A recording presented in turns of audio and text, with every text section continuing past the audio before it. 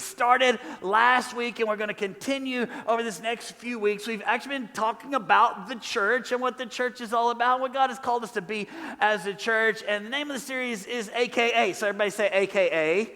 AKA, and how many remember what that stands for? If you were here last week, you know it stands for what? Also known as, some of y'all just learned that last week, you did.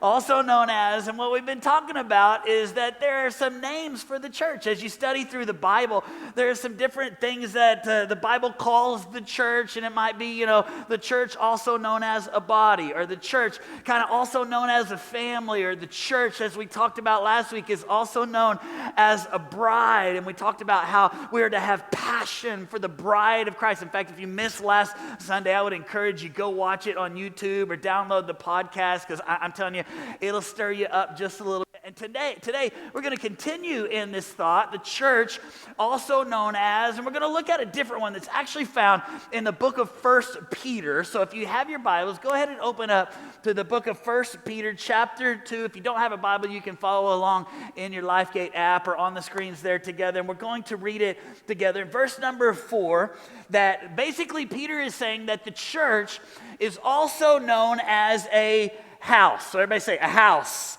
A house. Check it out in verse number 4. He says, as you come to him, the living stone, rejected by humans, but chosen by God and precious to him, you also, like living stones, are being built into a what? Say it out loud. Into a spiritual house to be a holy priesthood, offering spiritual sacrifices acceptable to God through Jesus Christ. Peter is saying, hey, the church is also known as a house. But not just any old house, but a spiritual house that God is building. And not just a spiritual house, but a house that would be strong, a house that would be secure, a house that would be something that would be eternal, that would be something that would be lasting forever. And if I'm going to build a spiritual house that is strong and secure and something that will last for all of eternity, then basically Jesus says, I got to use the right kind of materials to build it.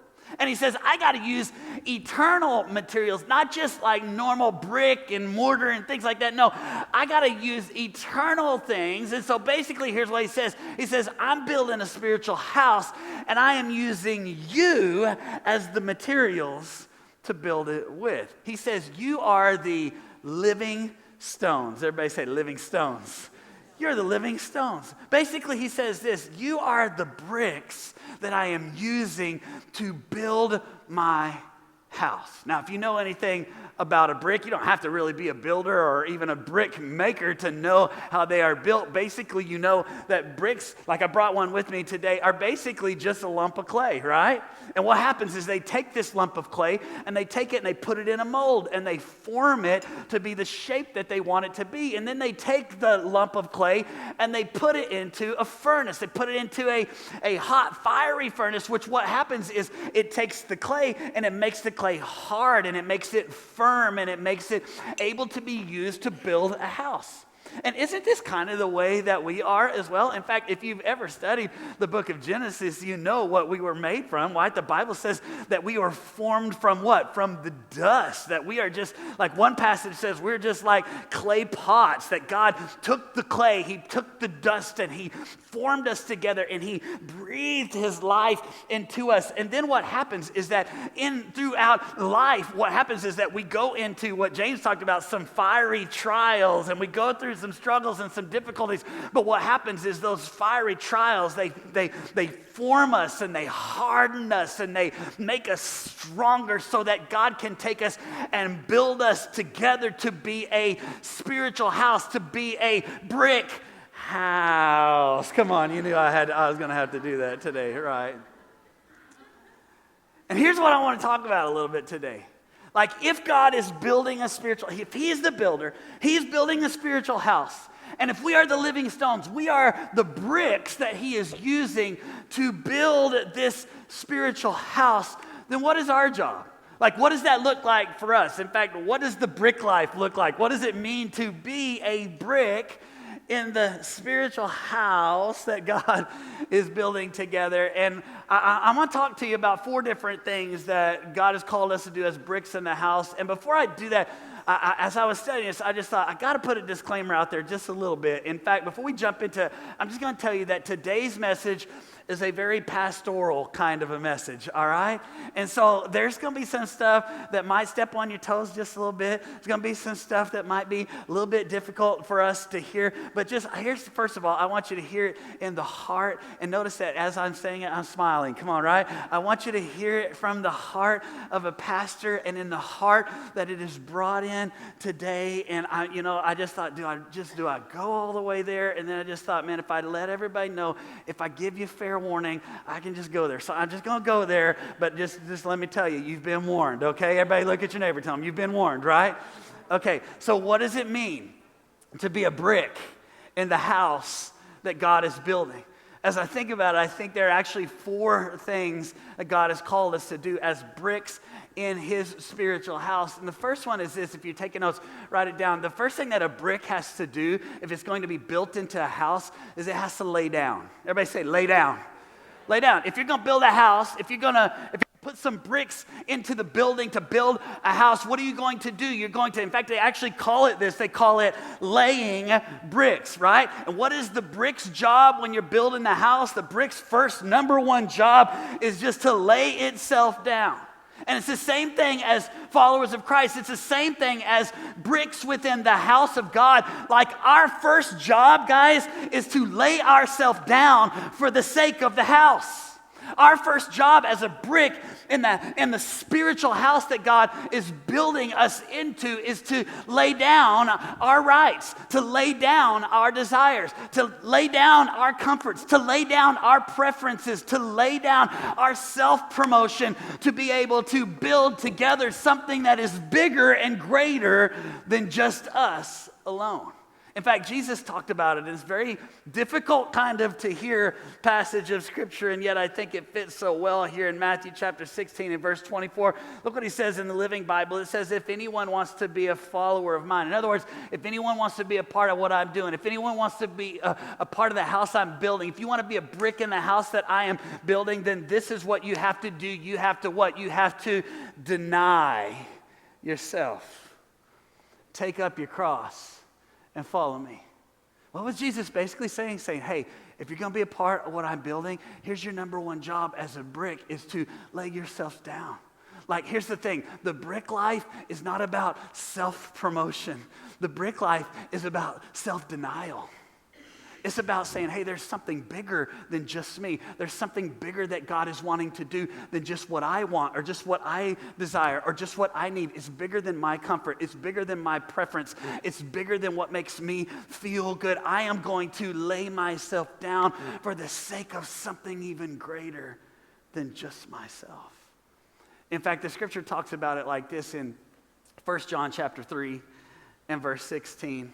Now, we've all probably heard of John 3:16 before, right? God so loved the world, he gave his only son. You could all quote that, right? But many of us don't really understand 1 John 3:16, which actually starts out kind of like John 3:16, but then it takes a little twist. Check it out in verse number 16. It says, and this is how we know what love is, that Jesus Christ laid down his life for us, right? John 3:16, God came, that's what it's all about. But then notice what it says, and we ought to also do what? Lay down our lives for our brothers and sisters. Hey, if we're going to be a part of the house that God is building, then our first job is to what? Lay down ourselves. I mean, I'll just tell you really honestly, this is not what I see a lot in church culture today. Because in church culture today, there's a whole lot more of what I would call like a consumer kind of a mindset. Like instead of coming to church and going, how can I give myself for others? What a lot of people do is they come to church and go, how can the church give something to me? Like I want to come, and church service has really become more like this. Church serve us, you know? Like I want to show up, and I want somebody to park me in the parking lot, and I want somebody to greet me as I come in with a smile, and I want there to be something great for my kids as I check them in back there, and I want to come in, and I want the music to be just right, not too loud, not too soft, and not any of those new songs that I don't like, or not any of those old songs that I don't like. I want them to be exactly what I want it to be, and when the pastor gets up, man, I want him to preach the message that's going to speak to me where I'm at so that I can come in, I can receive, I can be blessed. Now, let me just tell you something. Ain't nothing wrong with being blessed at church. Come on, right? I hope that you are blessed today. I hope that when you come in, that you were greeted with a smile. I hope that your kids are being ministered to. I hope they sang your favorite song this morning. I really do, man. I hope that you liked the sermon, but I'm just telling you something, guys, there's more to it than just that. Like being a part of the house that God is building means that even if I don't like the sermon, that even if they didn't sing my favorite song, like even if like the kids were crazy today, or even if there wasn't anybody out there to greet me, like it ain't about me anyway. It's about how can I come and lay my life down, lay myself down, give of myself so that others can receive through me. How can I serve somebody else? What does that look like? Being a brick in the house might look like, hey, I'm going to come and not get. I'm going to come and give. I'm going to come and say, hey, how could I, just like Pastor Amber was talking about, like how could I grow in generosity? How could I say, man, I want to invest my money into this house that's being built so that others could receive. And guess what happens? Just like Amber was saying, like what happens is when we do that, we get too, right? When we give, we actually receive because God is so great like that. When we lay ourselves down, lay our preferences, lay down our pride, lay down our needs, lay down, hey, sometimes coming to church just means, hey, I'm going to lay down what I want in order to serve someone else, to be on a team, to get in there and work with the kids, and to find a place to lay myself down for the good of the house. So the first thing that happens if we're going to be a brick in the house, we got to lay down. But then notice the second thing. If you're taking notes, write it down. Second thing you got to do is you got to link up. Everybody say link up. Now think about it. This brick, all by itself, it's really not very useful, right? I mean, you use it for a paperweight or something, but I mean, I could put it over my head, and guess what? It's not going to keep me warm. It's not going to keep me dry. It's not going to keep me out of the, all by itself. It's not going to keep me protected and keep me safe from someone who might want to come in. Because why? It's just one brick, right? But when you take this one brick and you link it up with a whole bunch of other bricks, like a few hundred of them, and you can build a house, right? And you can have a place that keeps you warm, and a place that keeps you dry, a place that keeps you safe, a place that is protected. It can be a place that you can raise up a family, a place that you can pour in the things of God into the next generation and teach your children and your grandchildren. When you take one brick and link it with a whole bunch of other bricks, you don't just build sometimes a house, you could actually build a whole building. In fact, a few thousand bricks, and you could build a church, a place where the presence of God can dwell, a place where people can come in and worship God, a place where people can have an experience and a moment with God, a place where kids can be raised up in the things of God, and people can find their calling and fulfill it in their life. When you take one brick and link it all together with a bunch of other bricks, there's incredible power. In fact, the power of the bricks are when they come linked together. In fact, the Bible says it like this in Ephesians chapter 2 and verse number 21. It says, and in him the whole building is what? Say this out loud. Is joined together and rises to become a holy temple in the Lord.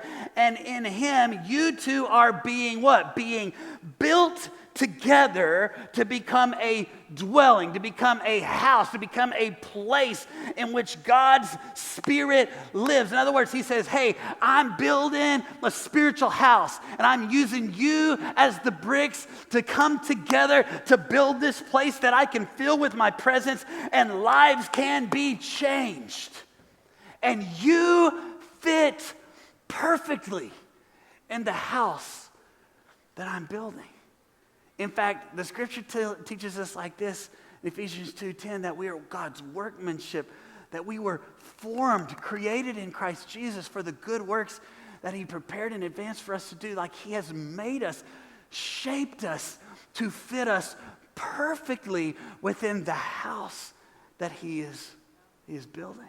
Some of you say, well, I don't know how I fit. Like, What gifts, what talents, what abilities do I have? Well, we want to help you with that. In fact, next Saturday is our Life Track class. And in Life Track, what we do is, one of the things that you get a chance to be a member of the church, but not just that, we talk about your gifts and your talents and your experiences and the way that God has shaped you and how does that fit in what it looks like to be a part of the house that he's building here at LifeGate, and how do we get plugged in and find that place to serve and use those gifts like as a brick in the house that he's building here. In fact, if you're not already signed up for Life Track, and maybe you're new around here, you can do that on your app, or you can do that in the next steps table back there to just say, hey, like, how do I link up to be a part of what God is doing here at LifeGate? A brick in his house. And then how many know, like, when you have bricks and you start putting them together, there's something that holds them together. What's that called? If you know it, say it out loud. It's called mortar, right? Everybody look at your neighbor and say, what's the mortar? Come on, just tell them. No, look back at him and say, nothing. What's the mortar with you? Come on.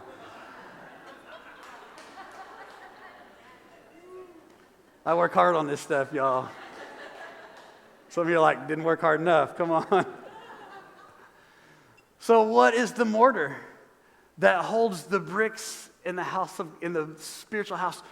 What is it that holds us together? Well, look what we see. In fact, Paul talks about it in Colossians 3, verse 14. Look what he says. He says, and over all these virtues, put on what? Put on love. Which does what? Which binds them together in perfect unity. Guess what, guys? Like, we're bricks in the house that God is building, and he wants to join us, link us up together with one another, and then he wants to form us together with love for him, love for his house, love for one another. That does what? It binds us all together and strengthens us. In fact, those of you parents in the house, you know there's a difference between a house and a home. And what is the difference between a house and a home? The difference is love. Come on, any house can be a house, but man, when you have a house that's filled with love, the house becomes a home. And here's what Paul is saying in Colossians. He's saying, man, I want you to be a part, not just of the house that I'm building, but I want you to be bound together, connected together with love for God and love for one another, so that you're not just part of the house, but the house becomes your home. It's a place where you grow. It's a place where you experience all the things that God has for you, because bricks in the house of God, we lay ourselves down. We link up with one another. But then notice the third thing, and that is this, is that we have to learn to lean on. Everybody say lean on. Lean on. Now check this out. This brick by itself is not very strong until what happens? Until you stack it with some other bricks. And after a while, when you stack this brick and stack another one on top of it and another one on top of it, and they interlock, they begin to lean on one another for strength, right? And the strength of the wall, the strength is in the bricks, one on top of each other, leaning on one another. And so by yourself, it's not very strong. But when you get several leaning on each other, you can build a wall. You know what I'm saying? I tried that joke in the first service, didn't really work, and then I thought, well, I'll try it in second service, still didn't work. I'll leave that one out next time. But you build something strong. Why? Because every brick is leaning on one another for support, for strength. Man, that's what it's like to be a part of the house that God is building. Like, you don't have to be strong on your own. And you're leaning on somebody else, and somebody else is leaning on you, and we're leaning on each other, and we gain this strength from one another. In fact, look what the Bible talks about in Ecclesiastes 4 and verse 9. Look what Solomon says. He says, two are better than one.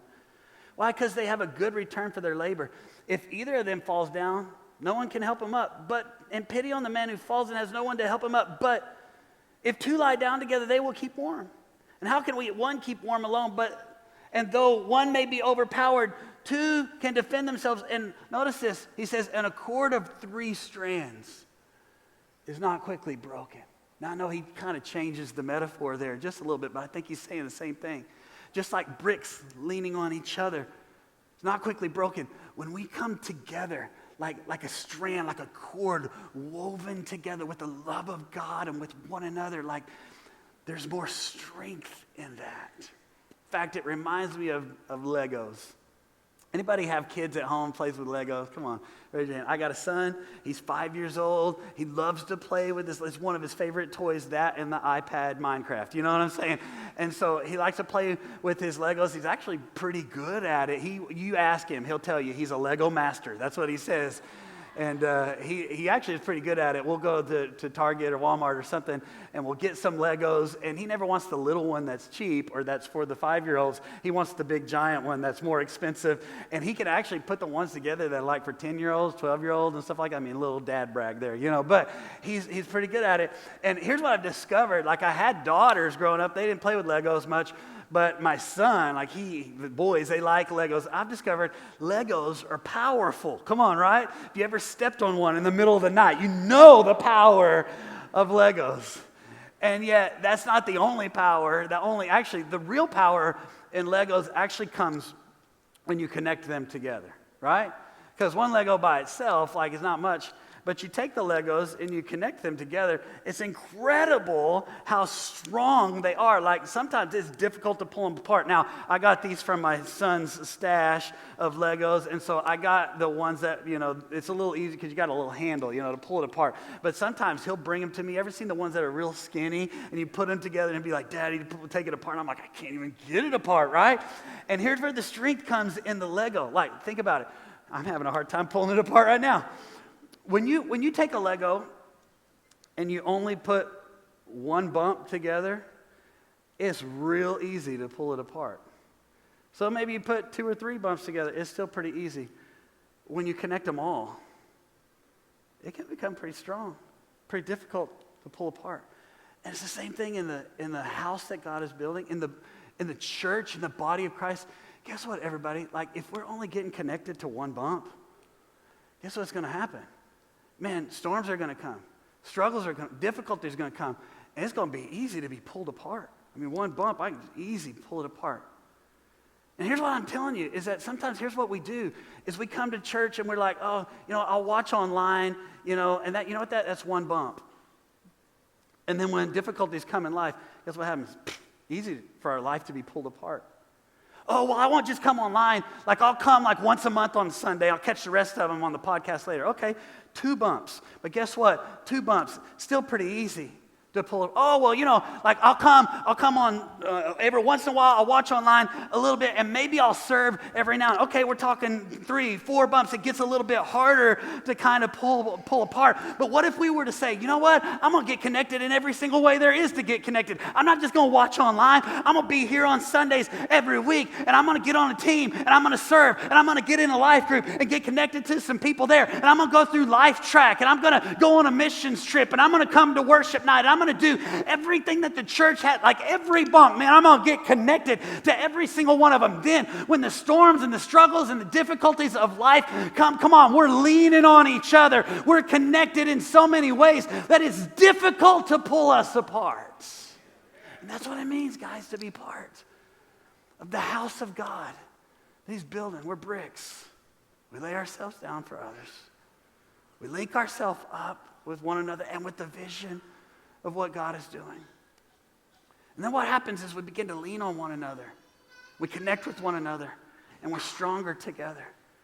But then finally, the last one is this, is we got to learn to get locked in. We're going to lay down, we're going to link up, we're going to lean on, but then we're going to lock in. Now, this is where, guys, it gets a little more pastoral. Because here's the deal, this is not what I see a whole lot in the church today. In fact, if I think about it, if I built a wall out of bricks, I wouldn't build the wall and then come along and start pulling bricks out of the wall from the middle and take them over and stick them into another wall, would I? It's kind of it'd be like Jenga. Anybody ever played Jenga before, right? And you build this thing and then you start pulling pieces out, and what happens? Not very long before it all comes crumbling down. And here's where it's everybody just buckle up, all right? You ready? Here's where it gets difficult. As Christians, here's what happens a lot of times. We take our brick, plug it in one place, and we're there for a little while, but then somebody says something that we don't like. Or somebody comes along doing something a little better than the church before that we saw them online. Oh, I like that one better. Or they ask us to give money. Or what, a whole number of reasons. And we pull our brick out, go stick it into another wall. And then we're there for a little while. Oh, somebody said something I don't like. Pastor preached on something that was difficult. They asked us to give money. They didn't sing my favorite song. Whatever. Like I saw somebody better online. Pull it out of that one. Go stick it into another. Come on, right? And I believe that God has called us, hey, not to just like be a part of a house, like to be connected, to be committed, to be faithful to the house that he has called us to. In fact, check out what the scripture says about it. Paul writes it in Ephesians 2, verse 19. He says, you are members of God's very own family. And you what? Everybody say these words. And you belong in God's household with every other Christian. Now, there's different ways we can think of that. Like, you belong. I want you to belong here. You do belong. I want you to feel like you belong here. But you know that word belong comes from two different words that are put together. Be, long. A lot of us want a place where we belong, but we don't want to be in a place very long. And then we wonder why we don't belong. And God has called us to make an investment somewhere. It's called us to be, remember we talked about it in the Fruits of the Spirit series that we just did? One of the fruits of the Spirit was what? Faithful. Would I be faithful somewhere for a long time? In fact, I'll close with this kind of illustration. It makes me think about being a homeowner. How many homeowners do we have in the house? Y'all are all raising your hand. You don't own your home. Bank owns your home, right? But you are becoming a homeowner, right?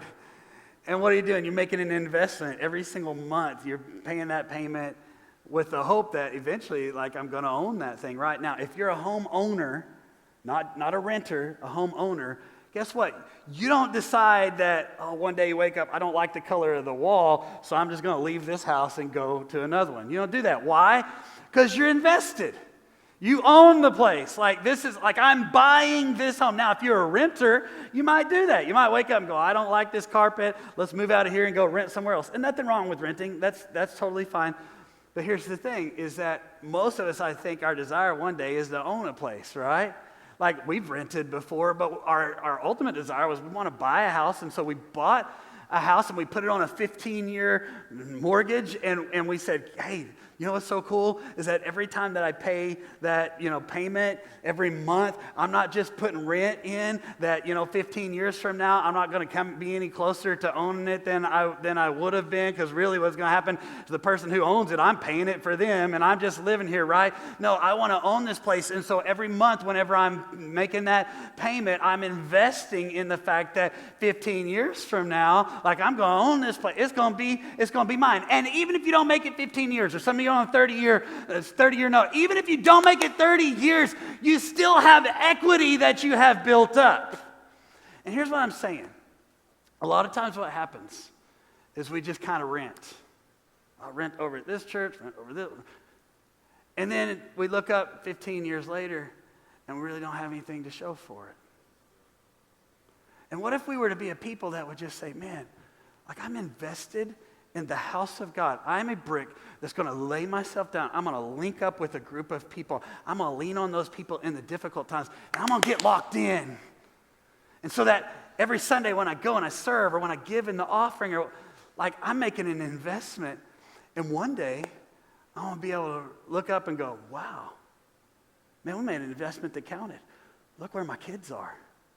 Look at my grandkids. Come on, right? Look at all those children there. They sit around the dinner table, vigorous and healthy, like young olive trees. Come on. Look at the people that have been impacted, the lives that have been changed because I decided to buy in. I decided to say, man, I'm in a place and we're going to stick there. We're going to be faithful. And look at what God is doing with our faithfulness. Just like Psalm 1, I read it in my daily devotional today. I'm going to be like a tree that's planted by the streams of water, who's going to yield its fruit in season and out of season. I'm going to look back and be able to go, man, I invested. I didn't just rent. Like I bought in. Like we're owners. We're part of the house that God is building, and we're going to be long. We're going to be faithful for a long period of time. And in the end, you get to see the big reveal. In fact, how many watch HGTV? You ever watch that? You know, and my favorite show on HGTV is Fixer Upper. Anybody ever watch Fixer Upper before? And of course, you watch it because of Chip and Joe, and they're great. And you watch it because of, you know, they're funny and whatever. And the thing is, when you first start watching it, like at the beginning, I'm always hooked in because I'm like, hey, I want to see which house they chose or whatever. But then you get to the middle part, and it's like, man, I kind of just want to flip the channel. But there's one thing that keeps me for the entire 43 minutes of the episode, right? And it's that big reveal at the end, right? Where you're like, man, I went through the demo time and I don't care about that stuff, but I want to see what it looks like at the end. And that big reveal when they're gonna go, you ready to see your fixer-upper? Remember that part, right? And as soon as they do, you're like, oh yeah, we're gonna see it. And then commercial break, you know, right? But then they take that big thing, you know, it shows what the house used to look like, and they move it out of the way. And there's the big reveal. And guys, guess what, man? If we invest long-term in the house that God is building, like one day, come on, this is what keeps us going. This is what, sometimes you're like, I want to bail out, I want to quit, but man, one day there's going to be that big reveal. And we're going to stand before God and we're going to hear him say, man, well done, good and faithful servant. Like, you stuck it out, you were faithful. And look at your family. Look at the lives that were changed. Look at the things that you never even knew were happening, but because you invested, it made the difference. Now, I told you this is pastoral, so I'm talking to a lot of the 99 here today. Let me balance it out and just say this, like some of you, you're here and you're just checking it out. Awesome. I'm glad you are. In fact, I would love for you to be a part of the house that God is building here at LifeGate, but it might not be LifeGate. I hope it is, but it may not be. But here's why I want to challenge you. Let it be somewhere. Some of you are here, and honestly, maybe you've come from situations that you've just been through a difficult season, and you're just going, man, Pastor, you're telling me to commit and all this stuff, and I just need to be here I just need to be healed, and I just need to have some time to rest. Hey, this is a safe place for that. We want you to have that. We're going to love you. Some of you are like, man, like I'm not even a Christian yet, and you're telling me like, give my life to the church and whatever. And I'm just saying, hey, I understand. Wherever you're at, we want you to be a part of the LifeGate family, but more than that, I want you to be a part of the big house that God is building. It's going to take people that are saying, man, I'm willing to lay myself down. I'm willing to get linked up to something bigger than me. And man, in the struggles and the hard times, I'm going to lean on one another. We're going to be bound together by love. I'm going to get locked in long term so that one day I can see the big reveal and realize that, man, I didn't just rent. Like I was owner. And now I get to see the fruit of my investment. Thank you for joining us online today. Make sure and hit subscribe to this channel and hit the bell for more notifications. We can't wait to engage with you this week.